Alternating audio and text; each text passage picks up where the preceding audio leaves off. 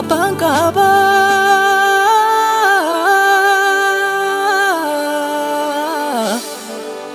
isa du'e na fayyise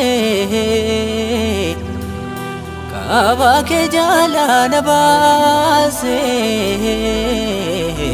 daandii jireenyaa natti agarsiise harka qabee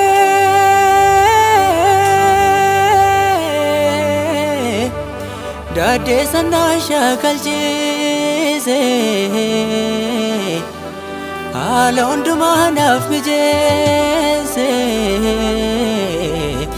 dirree faaruutti isatu na baase maaf si aarsaa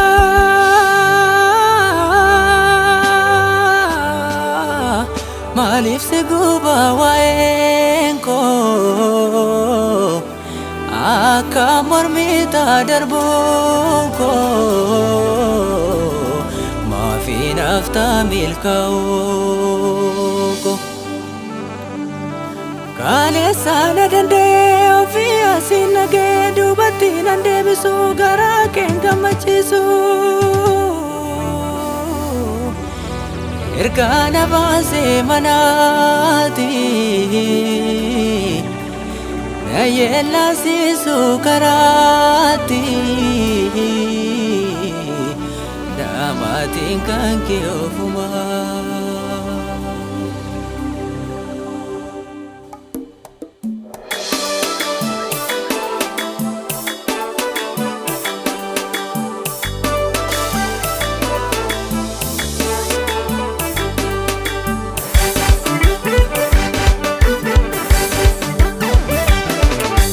Anola nilala si argare ijiko anola nagefada si dagahare guriko anola nilala si argare ijiko anola nagefada si dagahare guriko addesu kyani nagaho abdi ke kuti dinako innani te amanade nato mursiisa digicha koo ofuma damata addesu kyani nagahu narraa jiraan injichi golgoota innaamu ibsaan koo induudu burqaan koo eebbi kan koo mirgiseera ganaayyuu kan kanarra bal'aata tarkaanfadheen darba kiyyoo ati keesse amanamaadha gooftaan koo karaatti hin hambisu kaayyoo koo tasaanan kaaneessunni maana na baase harka koo mirga qabeera arguuf jirtaa ol ba'uu aduu koo sichaan ilma maalee garbicha miti kan duuti dadhaabe yesus kan kooti dhiigaa sammii caameera qulqullaa'ee gatii deeffachuusatu natti bahee sichaan ilma maalee garbicha miti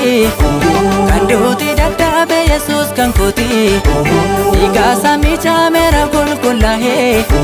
gatii deeffachuusatu natti bahee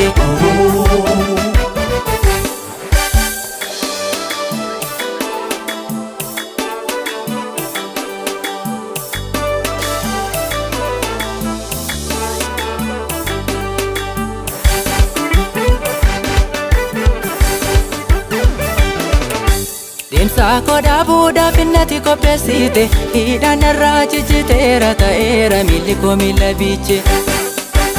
innaafuun an deema kaayyoota naggaama iji koo faagoo ilaala nan barrisa kochoyyuu biqilche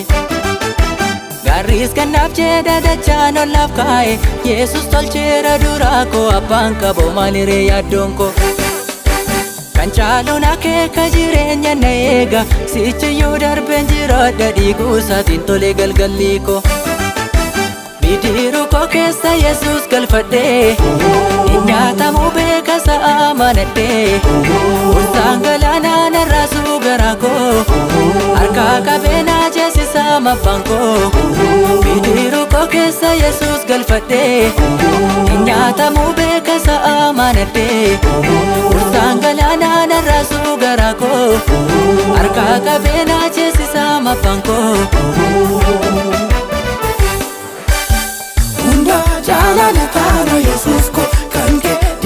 ijaare manako gara gale dubako nilalu ilmo amo argere se chalu hunda jalana tana Yesus ko kanke dige ijaare manako